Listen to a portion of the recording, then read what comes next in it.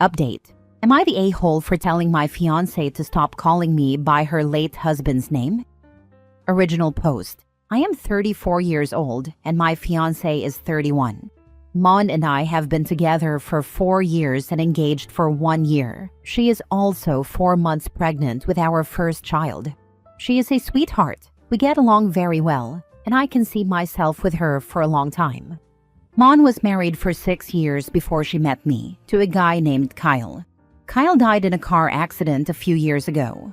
Although the relationship between Mon and me is great, she often calls me by her late husband's name.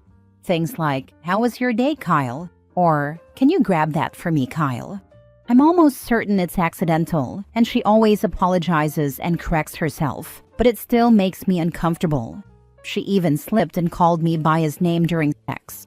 Finally, I sat down with her and, upset, told her that this was making me uncomfortable and asked her to stop calling me that.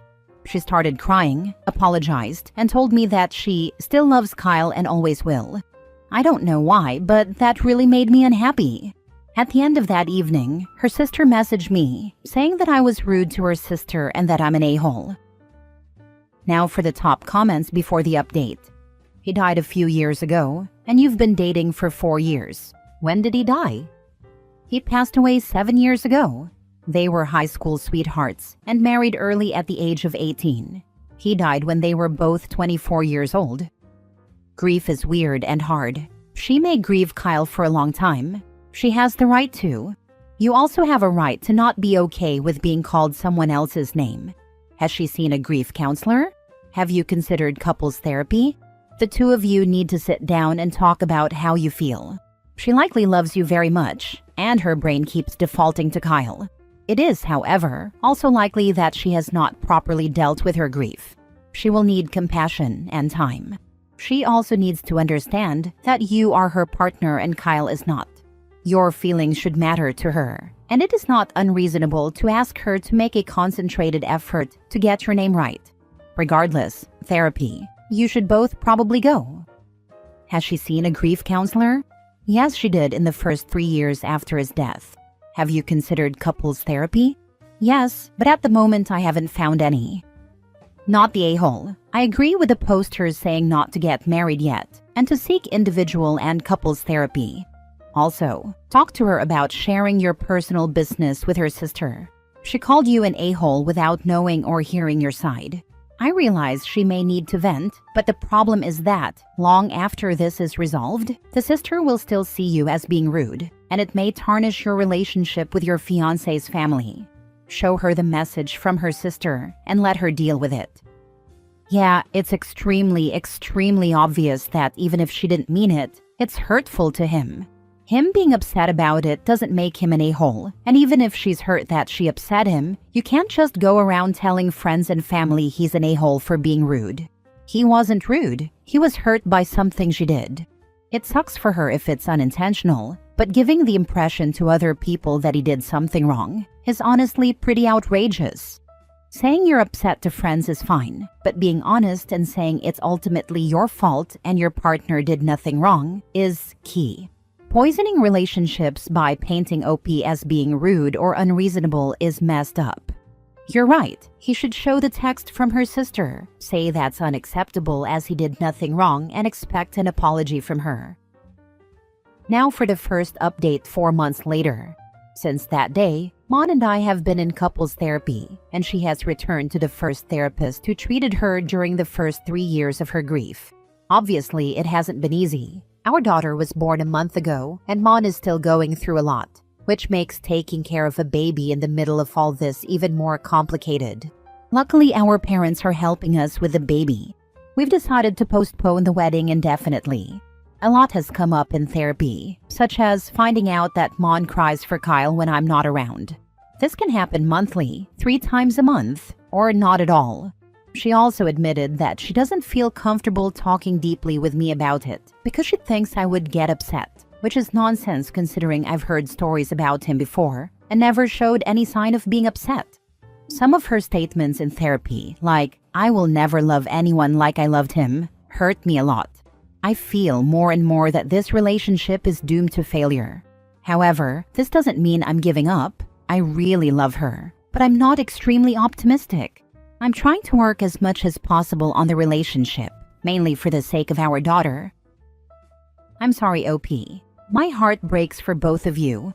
Make sure you take care of yourself through all this and be prepared for the worst, even as you work toward the best. Seek individual counseling and therapy for yourself and figure out if you can really handle being in second place your whole life. I'm sorry to hear that. Sounds like your fiancé may have been ready to move on, but getting pregnant and starting a family could have really triggered a regression. If you have been together for 4 years and he passed 3 years before that, so 7 years ago, it sounds like they got married really young, and that's a tough relationship to lose. This was the life she was supposed to have with Kyle. Unfortunately, 2 things can be true. She can love you, but know deep down she will never love you like she loved Kyle. No 2 loves are the same. Hopefully with therapy, you guys can find your happy place. Second update 1 year after the first post. So, a lot has changed. Not everything has been easy, but I think, in a way, we're finding a new balance. Therapy has helped us a lot, both individually for her and as a couple. Mon is better at separating the past from the present, and she no longer calls me Kyle by mistake. We've been able to talk more openly, and she feels more comfortable discussing the past and her feelings in depth. Our daughter is growing up so fast, and I can't even imagine going through all of this without our family support. As for the marriage, it's still on pause. It's something we want at the right time. I can really see that she's putting in a lot of effort. She's been talking a lot with her sister, and we go out with her and her boyfriend quite often. My sister-in-law has always been somewhat protective of her and is genuinely concerned about her improvement. Aside from the usual small arguments, I'm managing to stay optimistic about the future. Some of the comments on my first post helped me a lot in the early stages, and I'm really grateful. The sister was in the wrong to text him in the first update. There's a lot to unpack about dating a widow or widower, and it boils down to effort and understanding from both parties. But the sister was clearly in the wrong to cross from passive listener to actively snarking at OP. OP isn't rude for asking his fiancée not to call him by another man's name during intimacy, especially after 4 years together and a kid now on the way. This should have been handled much sooner. I agree the sister was wrong, but I'm guessing she was under the mistaken impression that OP was telling her to stop bringing up Kyle, when OP really just wanted her to stop calling him Kyle, since that seems to be how OP's wife took it at the time.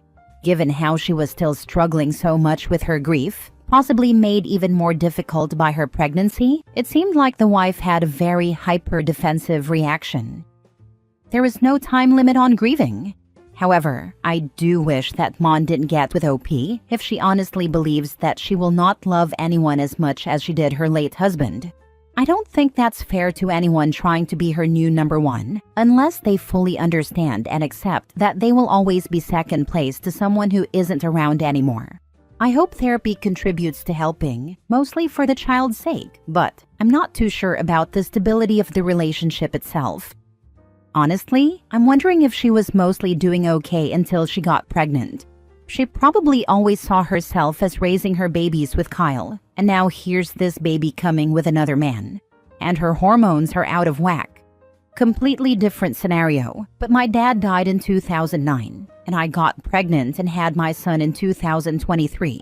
14 years later, so much therapy later, so many years of mostly being okay, and yet I was still just constantly sobbing about how my siblings' children all got to have time with their Papa T, but my son never would. The grief was physically painful. I teared up just writing this paragraph. I can't even imagine how awful it must have been for Mon to grapple with becoming a mother without the guy who was supposed to be the father of her children, even if she loves OP and is thrilled to be raising his child. Next story. My husband left the groceries on the floor for me to put up when I get home. Am I the a-hole if I refuse to touch them? Original post.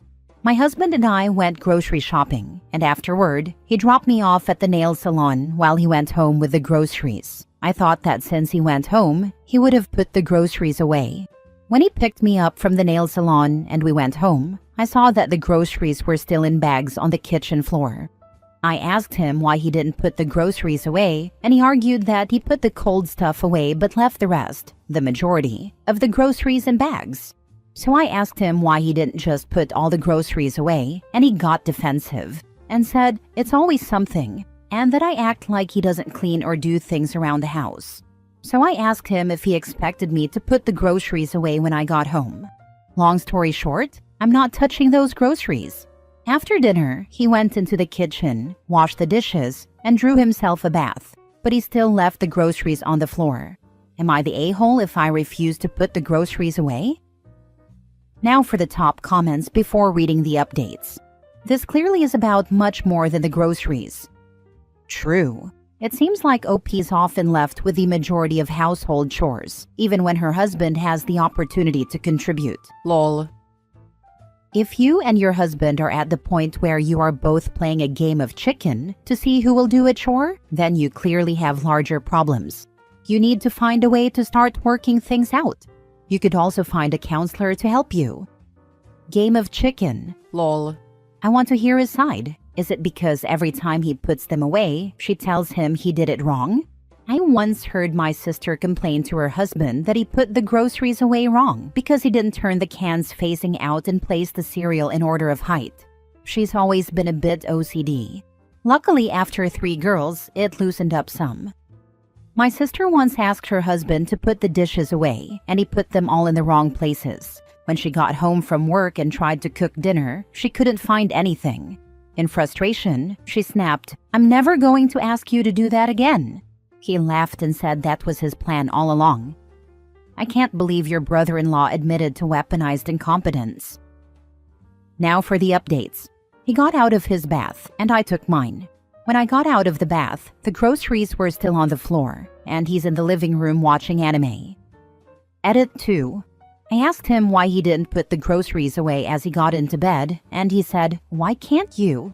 Then he told me to buzz off and said he's sleeping in the living room, so I'm calling an Uber and going to stay at a hotel tonight because I'm so mad right now. I feel so disrespected. I'm at the hotel now. I hope I can get some sleep tonight.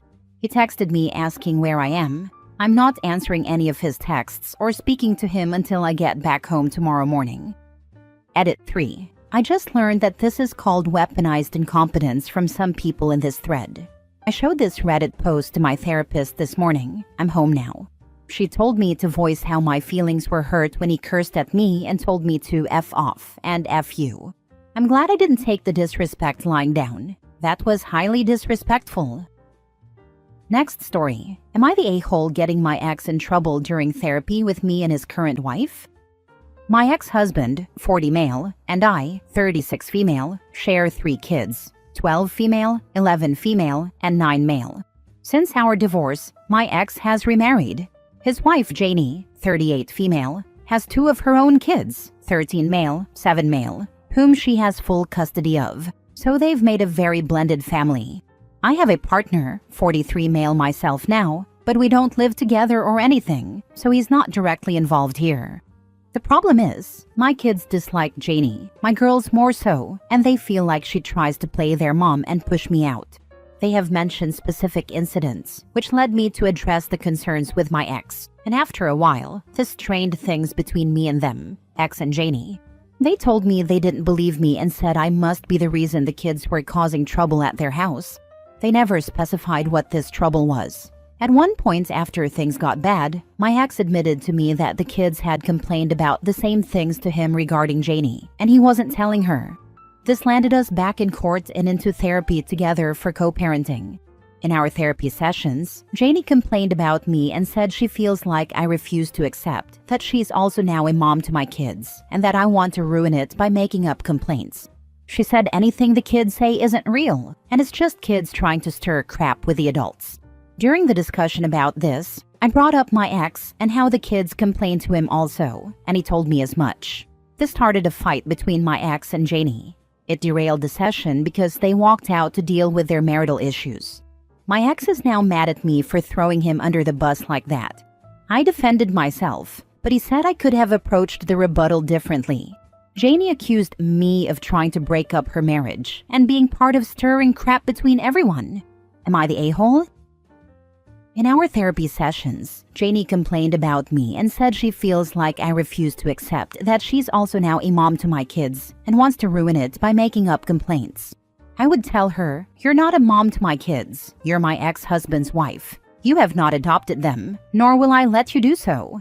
They have a mom. They don't need another. If you stop trying to be their mom, they might be able to have a friendly, respectful relationship with you, and I'll encourage them to at least be respectful. But if you keep trying to be their mom, they will resent you, and I will not tell them that they shouldn't." Not the a-hole for what you said. If you stated facts, you did not throw him under the bus. He leapt under the bus of his own volition. 100%.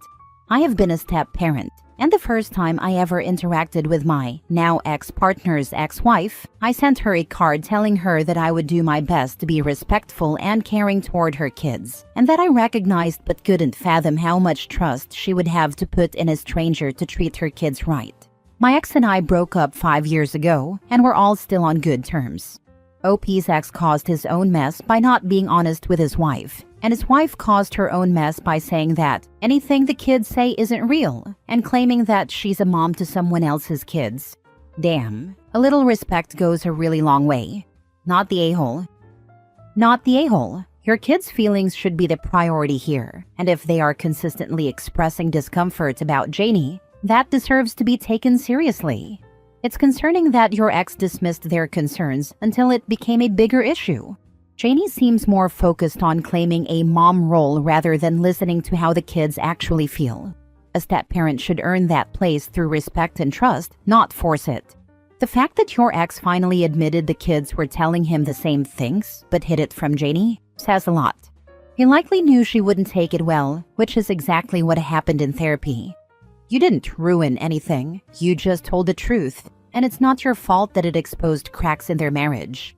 Keep advocating for your kids, and hopefully, therapy will help them realize they need to actually listen instead of dismissing their feelings. Last story. Am I the a-hole for leaving my date at the bar after she insulted my kids? I am a 26 male. About a month ago, I met a girl, Hope, 25 female, at this gaming group I attend. We're just in the talking stage now, but I like her a lot. Something to know about me is that I am divorced. I have 2 daughters, 5 female and 3 female, and split custody with my ex. I have the kids every other weekend and on Wednesdays and Thursdays. I guess Hope didn't know I had kids, though she 100% knew I was divorced. She and I were going to pub trivia last Sunday, and I had just dropped the girls off at my ex's place. I said something about it while we were ordering drinks, and Hope acted offended. She said she didn't want kids. Fine, and never wanted to see or hear about mine. That's okay with me. Not everybody likes kids. But then she started getting very vulgar, calling them crotch goblins, sex fruit, and stuff like that. I nicely told her to stop or I'd leave, but she just kept going. I told her I was ready to go, canceled my drink, and went home. We haven't talked since, and it's been almost a week. Am I the a-hole for leaving Hope at the pub when she called my kids crotch goblins and sex fruits? Info. Did you actually have the conversation about you having kids and being divorced beforehand? Because any rational person wouldn't have behaved like this with prior knowledge, unless they were quite literally just a prick for the sake of being a prick. She knew I was divorced, as I'd mentioned it in the group a few times. I also talked about being a dad, but I guess she missed that part. Not the a-hole. It's one thing not wanting kids, and especially taking care of kids that is not biological yours. But pretty much everything but an okay, I don't think you and me will work out, from her, makes her the a-hole and you the not the a-hole. Like, what was she hoping for? Opie to dump off his kids and start over? Not the a-hole. She didn't want the competition. Only she is allowed to have a childlike meltdown. She won't share. Not the a-hole. Ditch her entirely. Also, all of us were children at one point. This dipshit you dated is also a crotch goblin, and apparently a pretty stupid one. You dodged a bullet, my friend. Just imagine what would have happened if you were married. She would have treated them like lepers behind your back. Get rid of her. She's rubbish.